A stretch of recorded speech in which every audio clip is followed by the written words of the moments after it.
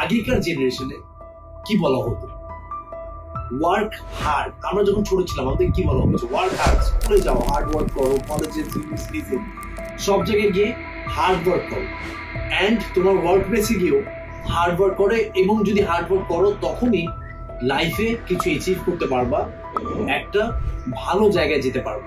Recent যে time যাচ্ছে এখানে কি বলা হচ্ছে, ওয়ার্ক স্মার্ট। যেই জিনিসটা নিয়ে করবে সেই জিনিসটা আগামীতে কতটুকু তোমাকে বেনিফিট দিবে সেটা করো।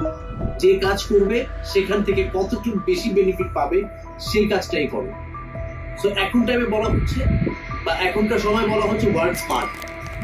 কিন্তু আমি একটা জিনিস বলতে চাই, আমরা যে ওয়ার্ক হার্ড এবং ওয়ার্ক স্মার্ট এই দুইটাতে লেগে আছি, এটার কারণে we are losing our lives.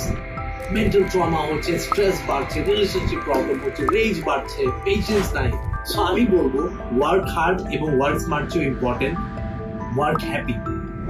যেটাই করছো সেখানে হ্যাপিনেস খুঁজে বের করো, হ্যাপি থাকো এবং নিজের লাইফটাকে ভালো রাখো, because being happy is also very important.